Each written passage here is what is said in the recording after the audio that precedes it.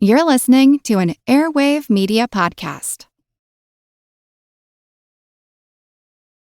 Could AI help you do more of what you love?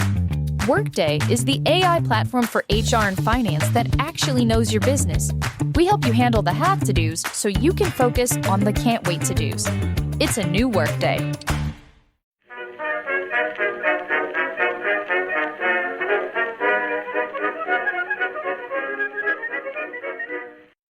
Hello everyone and welcome to another History of the Second World War episode. This time, it's 260, Crete Part 5, Failed Counterattacks. This week, a big thank you goes out to Ross for becoming a podcast member. Members get access to ad-free versions of all of the podcast episodes, plus special member-only episodes roughly once a month. Head on over to historyofthesecondworldwar.com/members to find out more. The actions at sea on the night of May 21st and into the 22nd were an important moment for the Battle of Crete, because the work done by the Royal Navy, pushing back the two invasion flotillas, finally removed the threat of a seaborne invasion from the list of things that the defenders on the island needed to be concerned about. Since the very first moment that the Germans had started bringing in troops by air on the 20th, the possibility of a seaborne invasion had caused Freyberg and other British officers to focus far too much time and effort on preparing for that possibility. When news arrived that the flotillas were on their way on May 21st, they would consume the intention of Freyberg's headquarters, with one staff officer saying that the threat overshadowed one of the counterattacks that were occurring at that time. Quote, "The counterattack was overshadowed by an impending event closer at hand. The seaborne invasion was underway." End quote. It was not just the attention of the staff officers that was drawn to the sea. It had a real impact on how the defending units were organized and positioned. Along the coast at one of the more likely areas of possible German landings, Freyberg would position some of his best troops, and he would hold back troops specifically to counterattack the landings. Within sight of the airfield at Maleme, one officer manning a battery of 6-inch coastal guns could see with his own eyes the work being done by the Germans on the airfield. But he was not allowed to use his guns to fire upon them because his guns were to be saved strictly for the defense against the invasion from the sea. And the victory of the Royal Navy against the invasion flotillas would not immediately change the focus of these units. In the case of the coastal battery, it would not be until May 24th, 2 days after the sea actions and 4 days after the first German forces were dropped on Crete, that they were finally allowed to use their guns against land-based targets. We've talked a lot about this before. And in fact, this is the third of 5 episodes where the topic has come up about Freyberg's focus on the seaborne landings. And we're starting this episode with it because while it would impact the first 2 days of the attack in a lot of ways, the problems it caused would only really become known when the defending forces started to launch major counterattacks. After the fighting was over, one of the root causes of the fear of the sea invasion and the failure of the counterattacks was a misunderstanding of how the Germans planned to use the mountain troops of the 5th Mountain Division. Based on intelligence from Enigma decrypts under the codename Ultra, the British did know that the 5th Mountain was involved in the invasion of Crete. This information was passed to Freyberg, with the British generally preferring to pass raw information to commanders at the front and allowing them to make their own choices. At Middle East Command, Wavell did not believe that the Germans and Italians would have access to the shipping required to move an entire division to the island, which would prove to be correct. But Freyberg, along with other officers, would talk themselves into believing that the only way that the mountain troops could be placed on Crete was from the sea. Instead, the Germans planned to move many of them via airlift, as would begin happening on May 21st at Maleme, as soon as the Germans realized they controlled enough of the airfield to allow for at least most of the transport aircraft to successfully land and take off. This meant that if the Germans could take and hold even a single airfield on the island, the possible seaborne reinforcements were much less important. There would be challenges that could be posed by the ships not arriving, and it would limit the number of heavy weapons that the Germans would have access to, and it would mean that ammunition and supplies might be a challenge, but that would only slow their attacks on the island. It would not prevent them. On the scale of the invasion of Crete, a skybridge of Ju-52s would likely be enough to keep the attack going, especially once the British were pushed far enough from an airfield to prevent any kind of anti-aircraft fire from impacting the transports approaching the island. This fact meant the counterattacks at Maleme on May 22nd were more important than the British realized, because that was the only airfield where, after the events of May 20th and 21st, the Germans had any hope of capturing it and then pushing the British far enough away so that their anti-aircraft guns could not impact those transports. While Freyberg was too concerned with the possibility of troops landing from the sea, that did not mean he was completely blind to the importance of the airfields, particularly the one at Maleme, which was clearly the most at risk of direct German action. Therefore, on the 21st, a counterattack plan would be devised whereby the New Zealand 20th Battalion would be sent to reinforce the 28th Battalion, and they would launch a counterattack on the airfield. They would be joined by the 21st Battalion, which would launch an attack from the south towards Hill 107. Although this was seen as more of a complementary or supporting operation, with the 20th and the 28th going directly into the airfield being the primary drivers of the counterattack. This was a bit complicated by the fact that the 20th Battalion was currently in the line along the coast, and Freyberg did not just want to remove them from the position. So an Australian battalion, which was being held in reserve, would first be moved to the coast to reinforce the 20th, which would then be moved over to reinforce the 28th, and then the attack would be launched. This added administrative overhead and complication at a time when what was really needed was quick, decisive action. As would so often happen in cases like this, the entire operation almost instantly found itself fighting against the clock. The final decision on the troop movements was not made until 6 p.m. on the 21st. At that point, the Australians started moving, but they would be delayed en route due to traffic issues, which meant that the 20th Battalion was not relieved and did not start moving into attack position until after 11:30 p.m.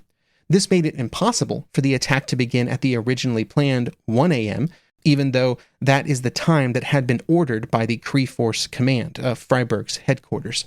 In fact, the 20th Battalion did not even begin to arrive at their attack positions until after 3 a.m., and it would take several more hours for the entire unit to arrive and prepare. This delay was critical because the plan had always been to launch the attack in the middle of the night, so that darkness would protect the troops as they moved forward, and it would increase the likelihood of catching the Germans quite literally napping. Due to hour and after hour of delay, it became clear that the attack would not even start until it was pretty much already dawn. The problems of attacking during daylight were immediately apparent when German fighters attacked the New Zealanders as they tried to move forward. It was something of a disaster, and most of the attacking forces would be stopped 2 kilometers short of the airfield. The only unit that got anywhere close to recapturing any of the actual airfield was D Company of the 20th Battalion, who were fortunate in their attack that they were in the furthest right sort of position closest to the sea, and this allowed them to move forward actually onto the eastern corner of the airfield. But that just made them the targets of every German mortar and machine gun within range, and they very quickly had to retreat. The delay in the attack, and then its eventual failure, can in many ways be drawn back to Freyberg's obsession with a seaborne landing. If he had simply allowed the 20th to remove themselves from the line as quickly as possible and move to defend the 28th, perhaps there would have been a few hours where the coastline was undefended before the Australians arrived, but he wouldn't allow that. They had to be replaced while they were still in the line, and that started this series of delays and then eventual disaster. By the afternoon of May 22nd, any hope that the New Zealanders had of recapturing the airfield, or at least pushing the Germans back from their commanding positions, was over. Over the course of the afternoon, the situation about Maleme would begin to deteriorate very quickly for the British as more and more troops of the 5th Mountain Division were landed. The Germans would begin to land about 20 troop transports every hour, and they might have been able to land them even faster, if not for the fact that there were still some British artillery units that were in range of the airfield and were still able to lob some shells onto the runways and the areas around them. As more and more of the Mountain Division arrived on the scene, the command structure on the German side would radically shift. On the 22nd, General Julius Ringel, the commander of the 5th Mountain Division, would arrive on Crete and would immediately assume command of all German forces. This was an important moment because it would sideline General Student, who had been the commander up to that point, and Student and Ringel had very different views on how the attack should be executed on Crete. Student was an airborne leader. He loved big, bold operations. Ringel was the exact opposite. He was much more conservative. He preferred simpler approaches, and this would become apparent in his new plans for how the rest of the campaign on Crete would play out. The first and most important decision was that instead of trying to do anything for the forces at Rethymno and Heraklion, all German forces and all German focus would be put on Maleme. From there, the German forces would work on rolling up the British positions from west to east, instead of attacking them from multiple directions at one time. This made a lot of sense because by May 22nd, there was only one area where there was a firm German advantage, and that was at Maleme. And if as many troops and supplies were landed there as possible, they would begin moving east. The British could not really stop them. This would allow them to capture Ceuta Bay, the best place for supplies to land from Greece, before then moving on to rescuing the cut-off forces further to the east. Everything would hinge on Maleme, though, and the first major attack out of Maleme was set to begin on May 23rd. During the attack, the majority of the airborne forces that were available would be positioned along the coast, with the goal of simply pushing east as far as possible. One of the interesting weapons that they would have at their disposal were a collection of British anti-aircraft Bofors guns that they had captured at Maleme when they took over the airfield. Meanwhile, the newly arriving mountain troops would also begin pushing east through the more mountainous terrain further inland. When the attack started, one of the first challenges that they would face were the New Zealand troops that had created a defensive position around the village of Mahdi. Fighting would continue until the German forces were able to work around Mahdi and threatened to cut off the defenders from further retreat. At that point, the position was abandoned, and importantly, the nearby artillery batteries had to pull back as well. This was important because it was those same batteries that were still able to fire on the airfield. With the artillery threat removed, the Germans began to land forces at Maleme in even greater numbers. They were then even able to bring in some of their own mountain artillery via air transport, which massively increased the ability of German forces to threaten British and Greek defensive positions as they began their larger attacks. The constant arrival of men, supplies, and firepower would eventually allow the German forces on the western side of the island to begin a general attack on May 25th.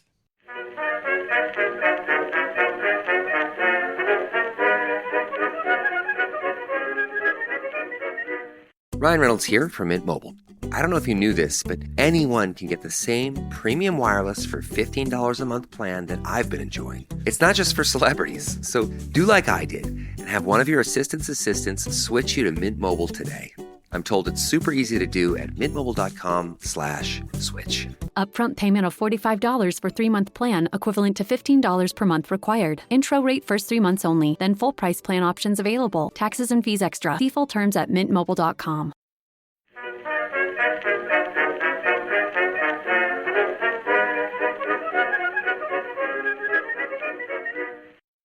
On the British side, the 22nd through the 25th was a period of confusion, depression, panic. It kind of depends on the exact moment you look at. Back on the 22nd, the news of the British counterattack would actually arrive in a few different waves at Crete Force Command. The initial reports were actually relatively optimistic, with the early advances in those counterattacks, those first 2 kilometers, being mistaken not for the fleeting moment that they were, but instead as the British forces being on their way to victory. Then when the actual situation became apparent, something between panic and depression set in. The only option that seemed possible was to start pulling troops that were closest to Maleme back to the east, in the hopes that they would be able to find a position from which they could mount a serious resistance. The hope was that Galatas would be that position, a town a little ways along the coast towards Hania. The distance was not very far, but any retreat to the east had the very important impact of completely ceding Maleme and its airfield to the Germans. Freyberg and all of the officers at Crete Force knew that more and more German forces were landing at Maleme, and retreating any distance to the east meant that the British were giving up any hope of slowing or stopping the arrival of those forces and supplies. There was, of course, a different alternative, an all-out counterattack, not moving a battalion here and there to attack, but instead just taking everything the British had in the area and pushing them to the west. But this path was not chosen due to the overall conservatism and pessimism at Crete Force. I think this is a great example of a decision where the British leaders were making their decisions not based on trying to win the battle, but instead they were trying not to lose.